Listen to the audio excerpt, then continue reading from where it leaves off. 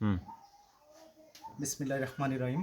প্রিয় ছাত্রছাত্রী, আশা করি সবাই তোমরা ভালো আছো।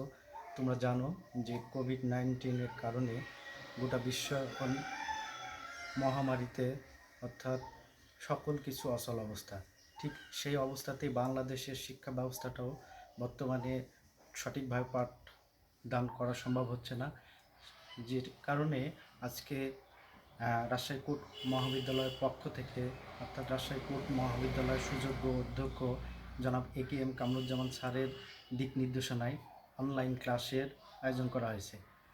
আমি মোহাম্মদ সাইফুল ইসলাম, হিসাব বিজ্ঞান বিভাগ। অনলাইন ক্লাসে তোমাদেরকে স্বাগতম। আমি প্রথমেই যে দীর্ঘদিন তোমাদের ক্লাসের অনুপস্থিত, সেই অনুপস্থিতির মূলত কারণই হচ্ছে অনাকাঙ্ক্ষিতভাবে কোভিড-19। এই 19-এর কারণেই আমরা স্বাভাবিকভাবে পাঠ্যসূচির অন্তর্ভুক্ত সিলেবাসগুলো আমরা ঠিকমতো ক্লাস নিতে পারিনি।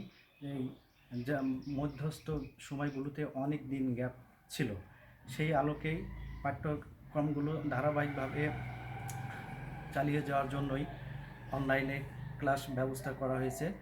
আর অনলাইনে আশা করি তোমরা সকল ছাত্রছাত্রী সবাই বিভিন্ন বিষয়গুলো নিয়ে, বিভিন্ন স্যারের যে অনলাইনে ক্লাসগুলো হচ্ছে সেগুলো ধারাবাহিকভাবে তোমরা করছো এবং করবে আশা রাখি। আজকে আমি যে বিষয়টা নিয়ে তোমাদের কাছে আসবো সেটা হচ্ছে, আমি পড়াবো মূলত ব্যষ্টিক অর্থনীতি, হিসাব বিজ্ঞান বিভাগের সম্মান প্রথম বর্ষের ব্যষ্টিক অর্থনীতি। আর ব্যষ্টিক অর্থনীতির আমরা যখন নিয়মিতভাবে কলেজে ক্লাস হয়েছে, সেই ক্লাসগুলোতে আমরা বিভিন্ন অধ্যায়ে আলোচনা করেছি। আজকে আমি যে অধ্যায়টা আলোচনা করব সেটা হচ্ছে ব্যষ্টিক অর্থনীতির ষষ্ঠ অধ্যায়। ষষ্ঠ অধ্যায়ে যে আলোচনার বিষয় সেটা হচ্ছে উৎপাদন ও বাণিজ্যিক সংগঠন। তো আমরা আর কথা দীর্ঘায়িত না করে মূল আলোচনায় চলে যাই।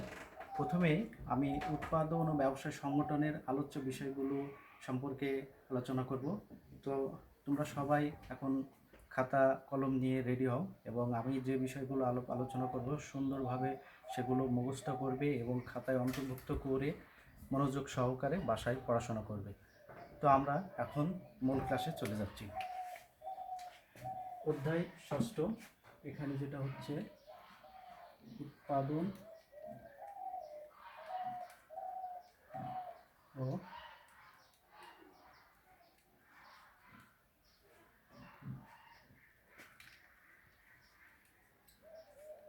বাণিজ্যিক সংগঠন। উৎপাদন ও বাণিজ্যিক সংগঠন এই ষষ্ঠ অধ্যায়ে এগুলো যে বিষয় সম্পর্কে আলোচনা করা হবে, আলোচ্য বিষয়গুলো আমি লিখছি, সেগুলো তোমরা খাতায় তুলে নাও।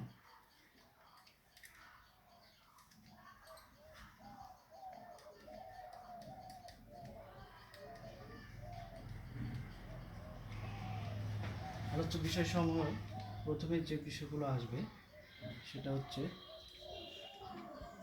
উৎপাদন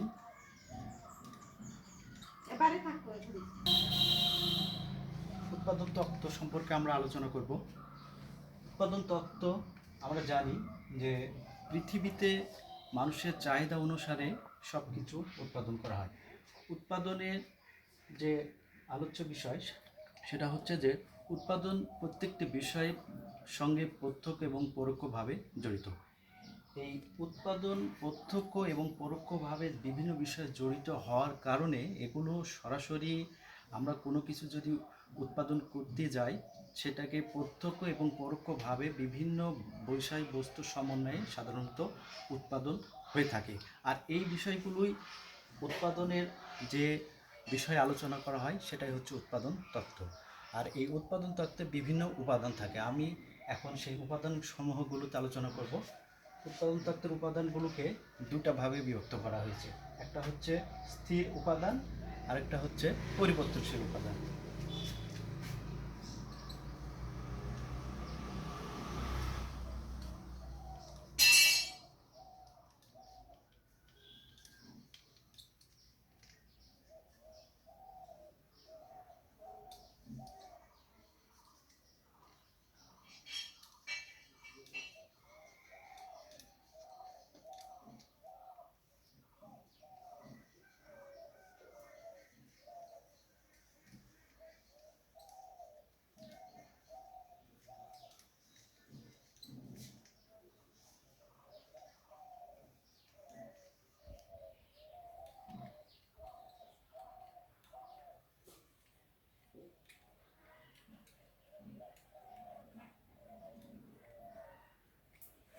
প্রথমে আসি স্থির উপাদান।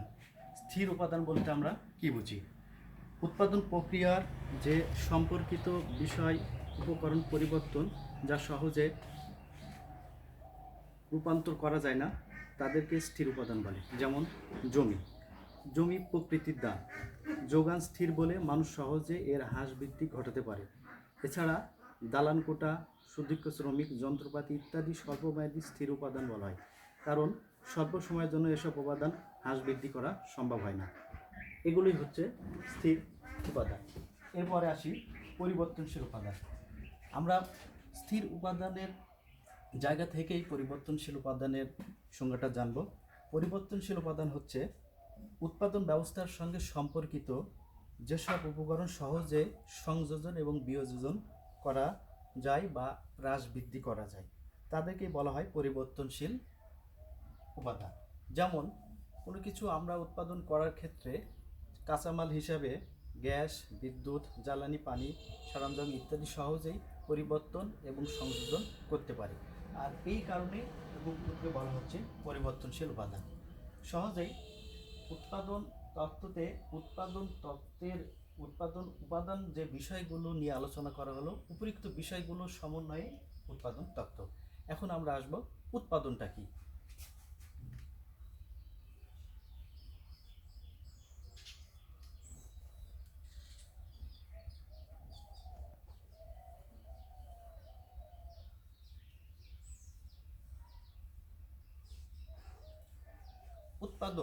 উৎপাদন বলতে সাধারণত কোনো কিছু নতুনভাবে সৃষ্টি করাকে আমরা সাধারণত উৎপাদন বলি। কিন্তু অর্থনীতির ভাষায় উৎপাদন শুধু এই অর্থে বলা যাবে না, সেক্ষেত্রে আমরা একে বিভিন্নভাবে সংজ্ঞায়িত করতে পারি।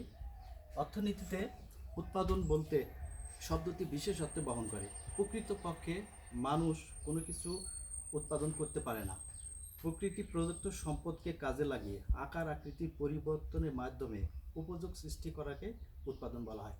যেমন একটি গাছ সরাসরি মানুষের কাজে আসে না।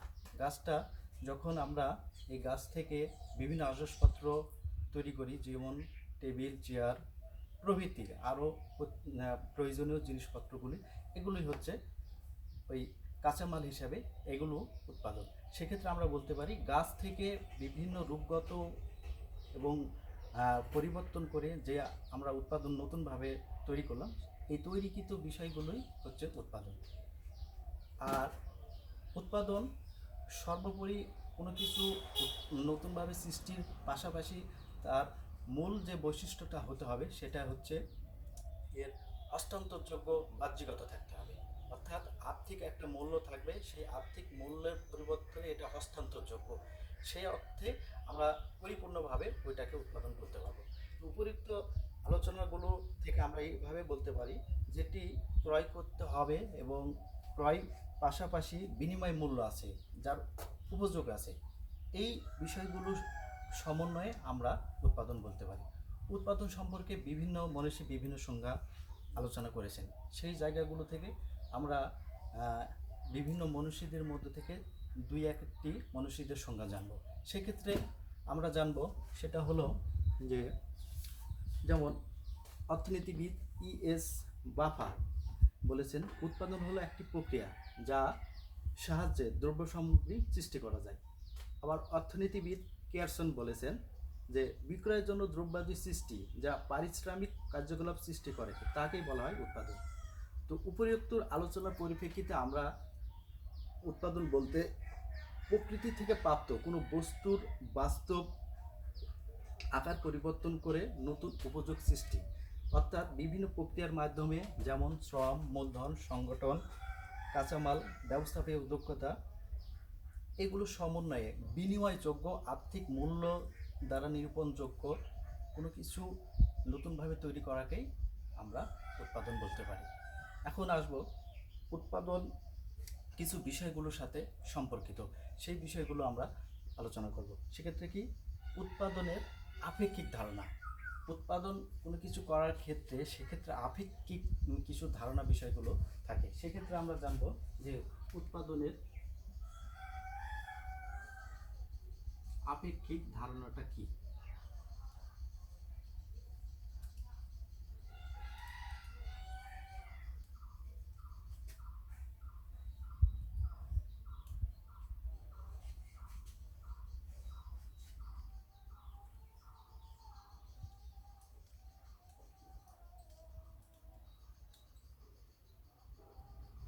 এখন আমরা জানব উৎপাদনের আপেক্ষকের ধারণা।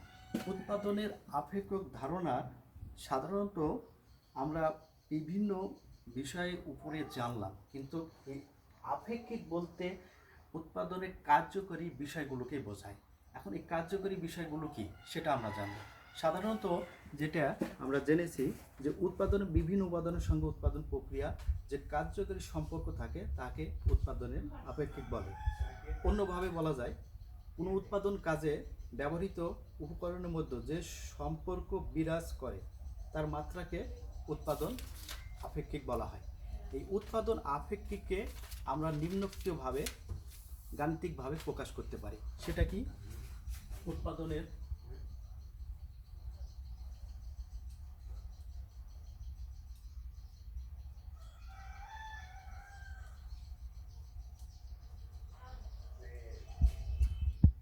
আপেক্ষকের গাণিতিক প্রকাশ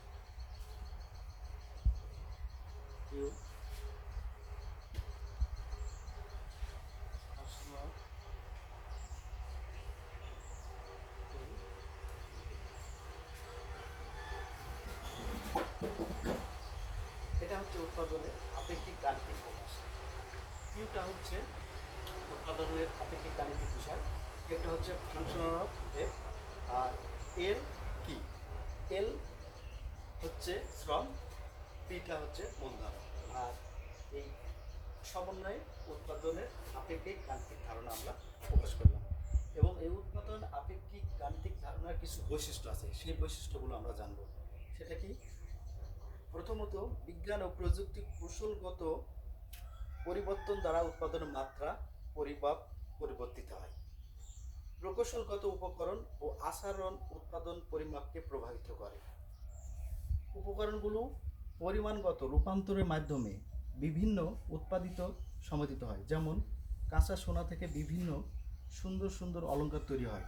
লোহা বা অ্যালুমিনিয়াম রূপান্তর করে মানুষের বিভিন্ন প্রয়োজনীয় দ্রব্যাদি তৈরি করা হয়।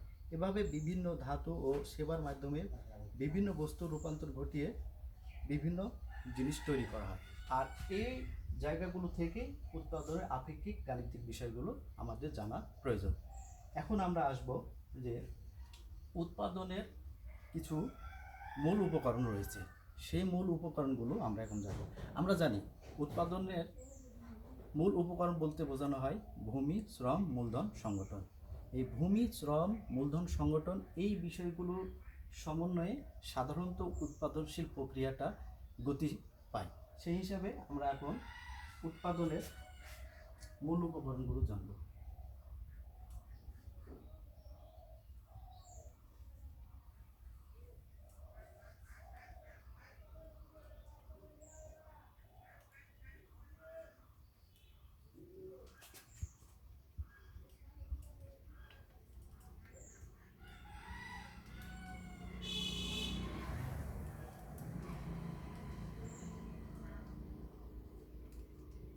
এটা আমি বলেছি যে উৎপাদনের মূল উপকরণ কি? উৎপাদনের মূল উপকরণ বলতে বোঝায় যে উপকরণগুলো দ্বারা সাধারণত প্রাতিষ্ঠানিক ব্যবসায়িক মূল যে কাঙ্ক্ষিত লক্ষ্যমাত্রায় কোনো কিছু উৎপাদন করা যে ক্রিয়া পদ্ধতি কৌশল সেগুলোই।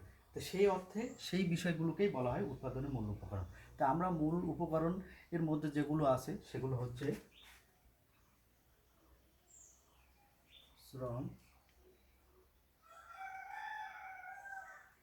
মূলধন,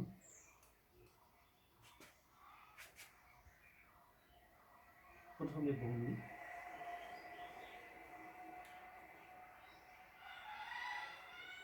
ভূমি, শ্রম, মূলধন,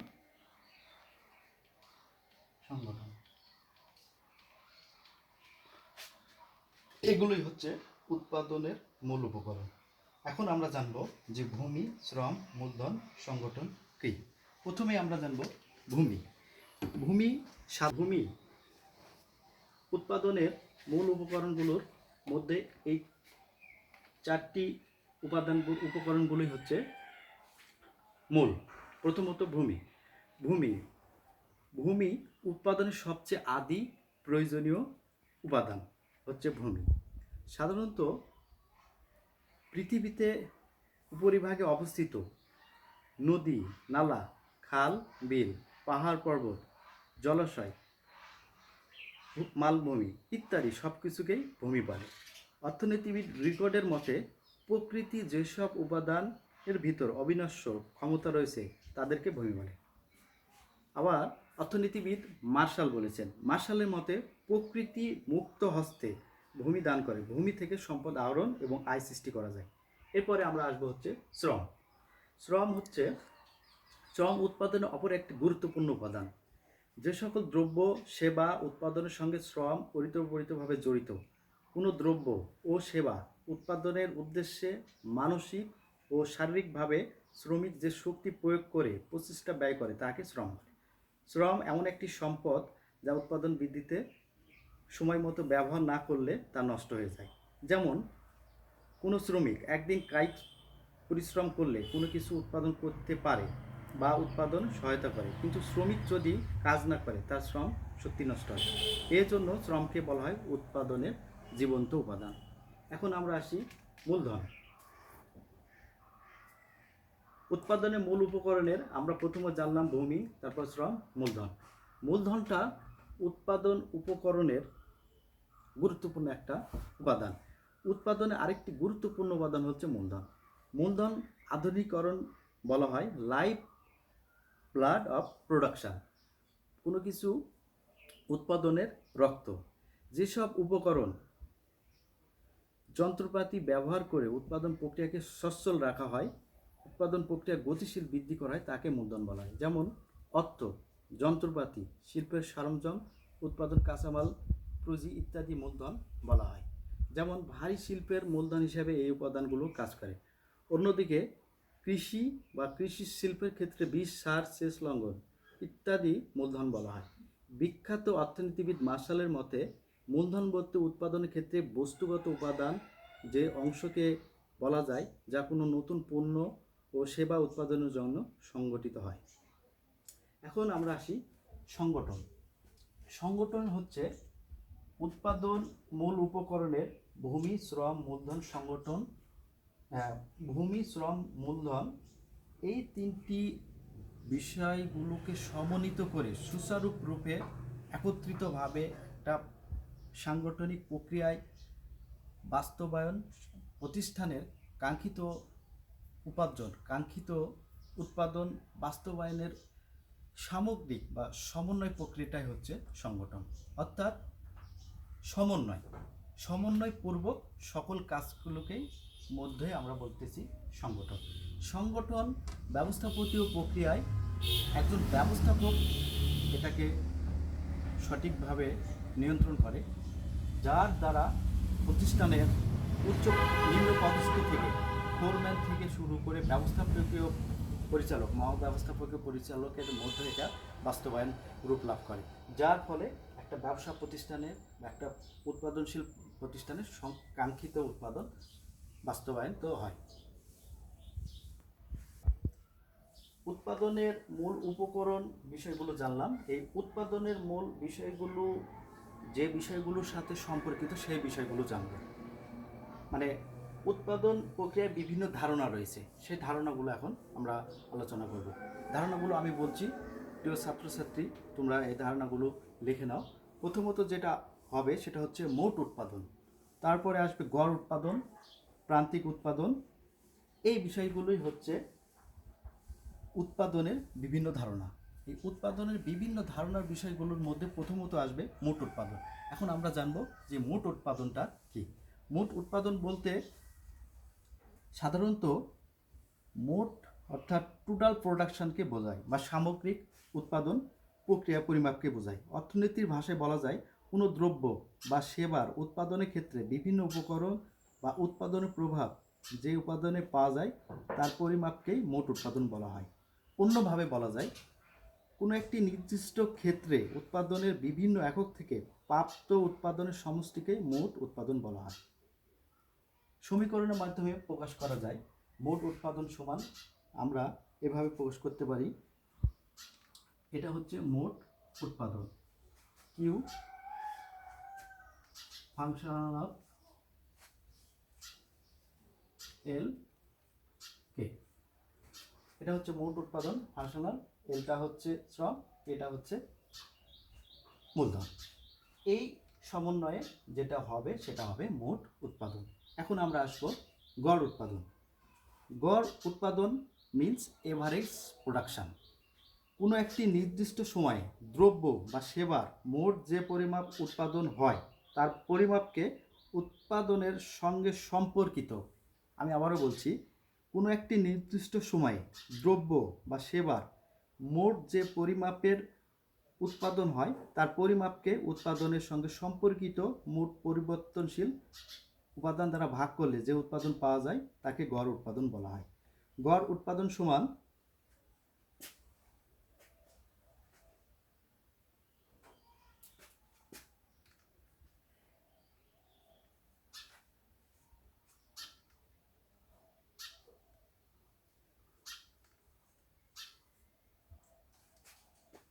গাণিতিকভাবে A P L equal to Q divided এল।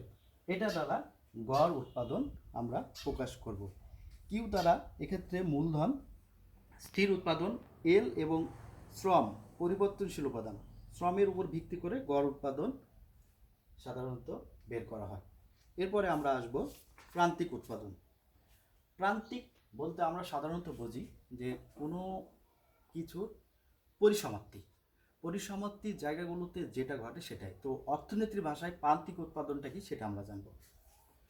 কোনো দ্রব্য বা সেবা উৎপাদনের ক্ষেত্রে কোনো উৎপাদন উপকরণের অতিরিক্ত যে এক একক পরিবর্তন উপাদান বৃদ্ধি করার ফলে যে পরিমাপ অতিরিক্ত উৎপাদন পাওয়া যায় তার মাত্রা বা পরিমাপকে প্রান্তিক উৎপাদন বলা হয়, অর্থাৎ মার্জিনাল প্রোডাকশান।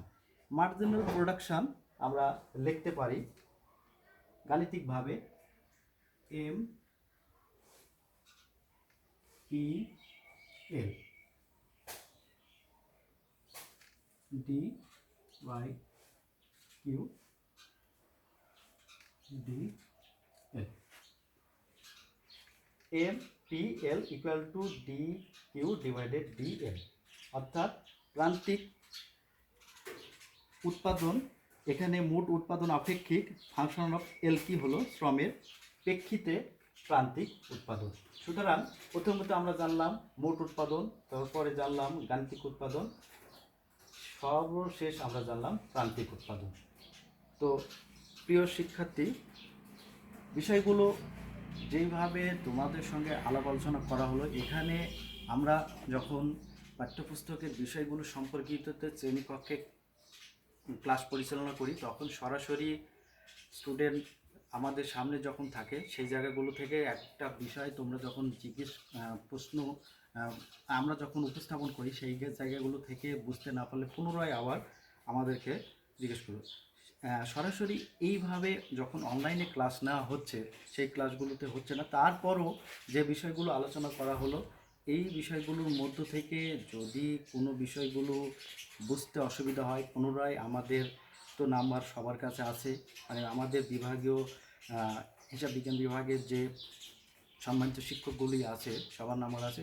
যে শিক্ষক যে বিষয়গুলোতে ক্লাস নিচ্ছে কোনো বিষয় বোঝানোর ক্ষেত্রে উপস্থাপন করার ক্ষেত্রে যদি তোমরা বুঝতে না পারো সেই বিষয়গুলো ফোন করে সরাসরি সেই টিচারগুলোর কাছ থেকে জানবে এবং বিষয়গুলো ভালোভাবে আয়ত্ত করবে। এবং তোমরা নিজস্বভাবে পাঠ্যপুস্তকে তোমাদের যে বইগুলো তোমরা ক্রয় করেছো সেগুলো সাধারণত সেই জায়গাগুলো থেকে সেগুলো দেখবে। এবং তোমরা জানো যে জাতীয় ভার্সিটির যে সিলেবাস সেই সিলেবাসগুলো নির্দিষ্ট সময়েই সাধারণত পরীক্ষা হয়ে থাকে। সুতরাং এই ছুটির মধ্যে তোমরা বিভিন্নভাবে বিভিন্ন দিকে ঘোরাফেরা না করে সুন্দরভাবে নিজের পাঠ্যপুস্তকের বিষয়গুলো পড়াশোনা কমপ্লিট করবে এবং নির্দিষ্ট সময়ের মধ্যেই তোমাদের পরীক্ষা হবে আমরা আশা করছি। সেই জায়গাগুলো থেকে তোমরা পড়াশোনাতে ফাঁকি দেবে, বাসায় সবসময় থাকবে, নিরাপদ থাকবে। তো আজকে যে বিষয়গুলো আলোচনা করা হলো আগামী এরপরে যখন আবারও এই প্লাস্টিক অর্থনীতির যে ক্লাস নেওয়া হবে সেই জায়গাগুলো থেকে উৎপাদন এবং বাণিজ্যিক সংগঠনের আমি আজকের যে বিষয়গুলো আলোচনা করলাম সেই বিষয়গুলো ছাড়াও আরও অনেক বিষয় রয়েছে, সেগুলো পরবর্তী ক্লাসে আলোচনা করা হবে। আর সেইগুলো ক্লাসে সুন্দরভাবে তোমরা উপস্থাপন হওয়ার জন্য আমি আহ্বান করছি। এবং আমাদের কলেজের যে অনলাইন ক্লাস ব্যবস্থা রাখা হয়েছে সেটা আশা করি যে অন্যান্য কলেজগুলোর চেয়ে অনেক ভালো। সেই জায়গাগুলো থেকে আমাদের এই অনলাইন ক্লাসগুলো তোমরা মনে করবে না যে এগুলো ক্লাসের কোনো গুরুত্ব নাই। সেই হিসাবে এমনকি প্রতিটা বিষয়গুলো আমাদের সম্মানিত অধ্যক্ষ স্যার সেগুলো সুচারুভাবে দেখছে এবং পাশাপাশি তিনিও তার যে বিষয়ে রয়েছে সেই বিষয়ে নিজেই ক্লাস নিচ্ছেন। তো আশা করি সবাই সুন্দরভাবে থাকবে এবং বিষয়গুলো সুন্দরভাবে উপস্থাপন টিচাররা করতেছে সেই জায়গাগুলো তোমরা মনোযোগী হবে, মনোযোগী সহকারে বিষয়গুলো আয়ত্ত করবে এবং প্রতিদিনের রুটিন মাফিক যে যে বিষয়গুলো যে যে দিন ক্লাস রয়েছে সেই ক্লাসগুলো সুন্দরভাবে তোমরা করবে, এটাই আশা করি। তো সামনের দিনে আবারও এই ব্যষ্টিক অর্থনীতি নিয়ে তোমাদের সামনে আমি হাজির হব, সে আশায় সে অপেক্ষায় তোমরা ভালো থাকো। আর উপরিক্ত বিষয়গুলো যেগুলো আলোচনা করো সেগুলো বাসায় নিয়মিতভাবে পড়াশোনা করবে এবং এগুলো পড়াশোনা করে যদি কোনো সমস্যা থাকে সেগুলো মানে আমাদের সঙ্গে যোগাযোগ করবে, সেগুলো আমরা আরও সুন্দরভাবে যেগুলো তোমরা বুঝতে পারবে না সেগুলো তোমাদেরকে বুঝিয়ে দেওয়া হবে। সামনে ক্লাসের আবারও দেখা হবে, সে অপেক্ষায় ভালো থাকো। আল্লাহ হাফেজ।